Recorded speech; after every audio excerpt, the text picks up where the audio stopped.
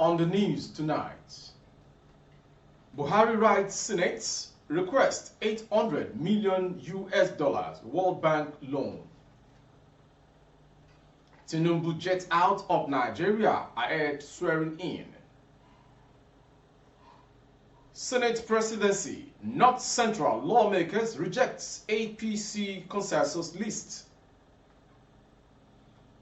10th Assembly, Gbajabiamila meets reps elects behind closed doors.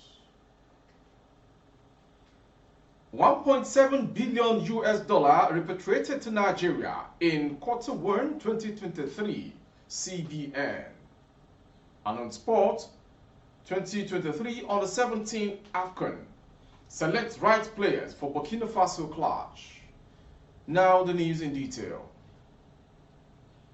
President Muhammadu Buhari has sent a letter to the Senate seeking approval to take a loan to the tune of $800 million from the World Bank to cushion the effect of subsidy removal. This follows the federal government's April announcement of an $800 million World Bank grant targeting 50 million vulnerable Nigerians or 10 million households as part of its subsidy palliative measures. According to the Minister of Finance, Budget and National Planning, Zainab Ahmed, the disbursement of the grant is in light of the planned subsidy removal in June 2023. Ahmed underscored that engagements are ongoing with the newly established Presidential Transition Council (PTC) and the incoming administration to drive the palliative program, which includes the need for buses, among various considerations. In light of the World Bank loan trusts and request, a non-governmental organization, the Civil Advocacy, the Executive Director of CISLAC, Awal Musa required the federal government over the loan request, adding that borrowing to fund post-fuel subsidy removal palliatives is strange.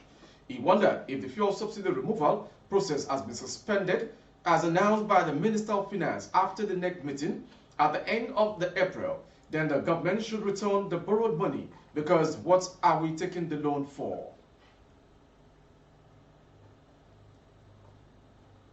The President-elect Bola Ahmed Tinubu on Wednesday left Nigeria for Europe on a working visit. This is coming 2 weeks after he returned to the country from a trip to London, Saudi Arabia and Paris. This was contained in a statement signed by his media aide Tunde Rahman. According to the statement, Tinubu will use the opportunity of the trip to fine-tune the transition plans and programs and his policy options with some of his key aides without unnecessary pressures and distractions.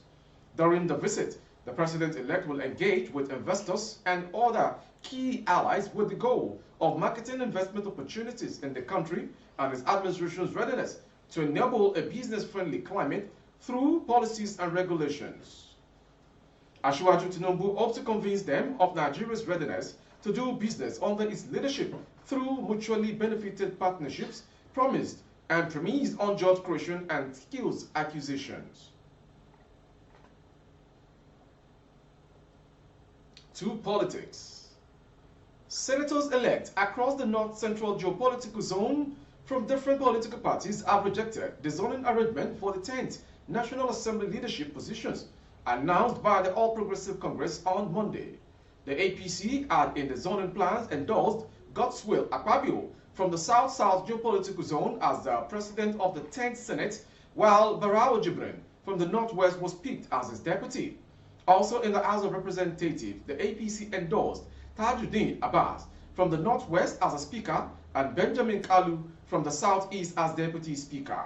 The development forced the North Central senators-elect to write an open letter to the national chairman of the APC, Abdullahi Adamu, and rejected the zoning arrangement because it excluded their region.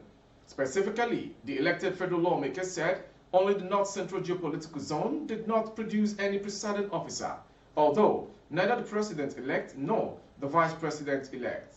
The letter by the lawmakers-elect was titled Resolution of the North Central Caucus of the 10th Senate as NAS Leadership Zoning.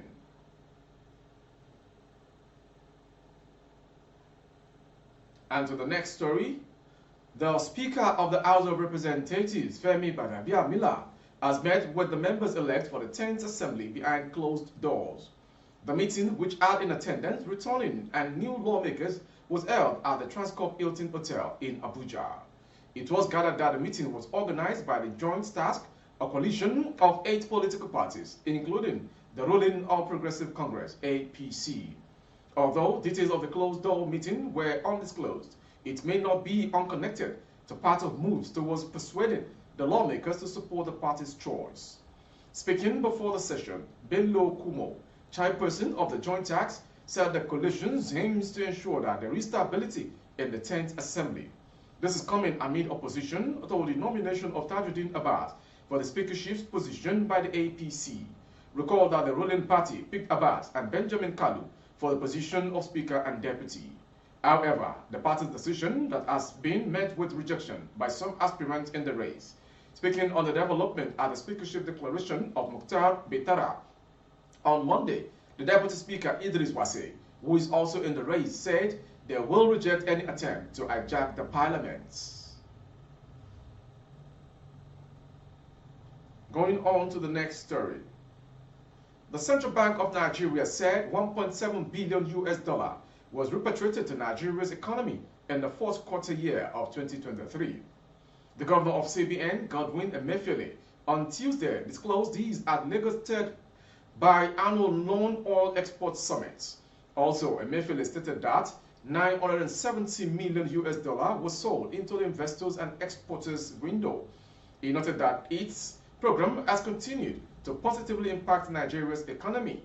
He added that shipping firms with undocumented cargoes from the country would be penalized. On February 10, 2022, CBN established the RT200FX initiative to stimulate non-oil exports with a 200 billion US dollar FX income target in the next 3 to 5 years. Going to Far East, some youth wielding guns and other dangerous weapons tried to disrupt economic activities in Onitsha, Anambra State on Wednesday. A source said the youth suspected to be members of the outlawed indigenous people of Biafra, IPOB, burnt a commercial boss in Onitsha, claiming to be enforcing a sit-at-home directive. They also burnt a tricycle while shooting in the air. A message had last weekend been circulated on social media stating that there will be a 4-day sit-at-home exercise in the southeast beginning from Monday, May 8th to 11th. No reason was given for the order, but a press release by the spokesperson of IPOB, Emma Powerful, stated that the group had announced May 30th as a day for all Biafrans to sit at home in commemoration of Biafra Day. The burning of vehicles, it was gathered, had sent panic through Onitsha town, with a source saying that the enforcers were heading towards Abagana in Njokota local government area through the old road. But the State Police Command spokesperson, DSP Tochukwu Ikenga, who confirmed the incident, said police operatives confronted the enforcers and they had long been dislodged.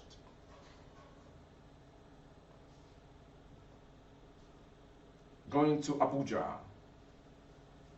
An explosion has rocked the Nigeria Air Force NAV fuel storage facility located at its Abuja base, causing panic in the area. The NAV base is located close to the Nnamdi Azikiwe International Airport in Abuja. The level of damage at the facility could not be ascertained at the time of filing this report, so also the cause of the explosion. A source who witnessed the incident said there was no casualty recorded. The NAV Director of Public Relations and Information, DOPRI, Air Commodore Ayodele Famuyiwa, confirmed the incident, but he said he has no information yet to provide for the details. From Abuja story to Kaduna.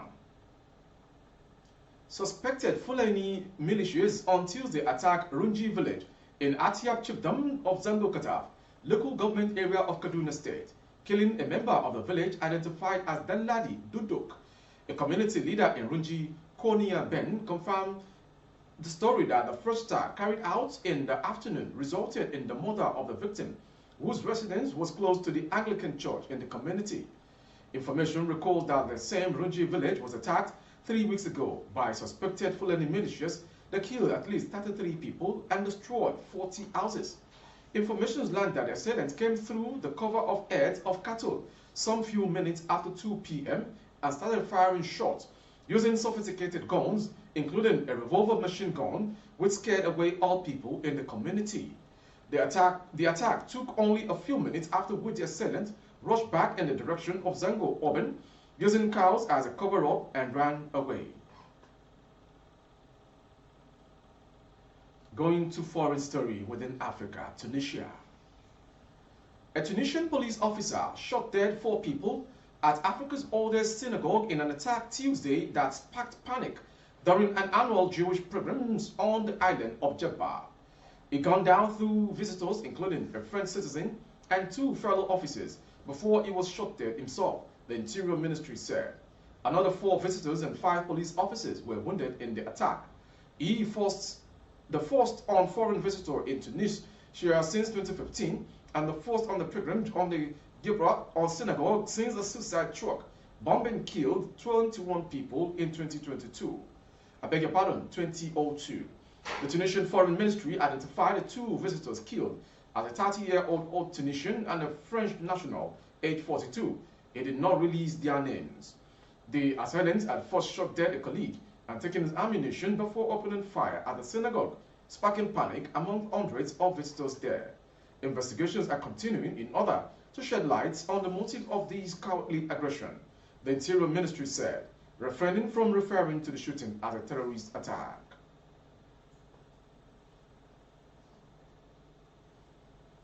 Former Nigerian goalkeeper Andrew Ikomogbe has warned the Golden Eaglet coach Unduka Ubade not to gamble with the selection of players that will face Burkina Faso in the ongoing 2023 Under-17 Africa Cup of Nations. Recall that Nigeria will battle Burkina Faso on Thursday in the quarterfinals of the tournament. The winner of the game will qualify for the semi-finals of the competition and also 2023 Under-17 FIFA World Cup. The Golden Eaglet have shown they are a good side in this tournament, and I really feel happy that they bounced back to winning ways immediately after losing to Morocco in the second group game of the game. At this point, where every mistake will be punished, I will advise Ubade to ensure he does not gamble with his selection against Burkina Faso. The team is good, and I'm optimistic Nigeria will overcome Burkina Faso at the end of the clash. That sports story ends the world news this hour from BGI TV Current. Before we go, some major headlines. Fuel subsidy. Buhari writes Senate request $800 million World Bank loan. Tinubu jets out of Nigeria ahead swearing in. Senate presidency. North Central lawmakers reject APC consensus lists. 10th Assembly. Gbajabiamila meets reps-elect behind closed doors. And lastly, on sport. Selects right players for Burkina Faso clash. For more updates of our programs and broadcasts on YouTube, our handle is BGI TV Current. Kindly subscribe and click on the notification bell. Select option all to access our broadcast. On Facebook, Bagide Imo with Alawi Adebayo. Please like and follow the page. For advert placement of goods and services, coverage of events and functions, please dial the phone number streaming on your screen. Thank you for watching. I am Morire Rabila Lawal. Good evening.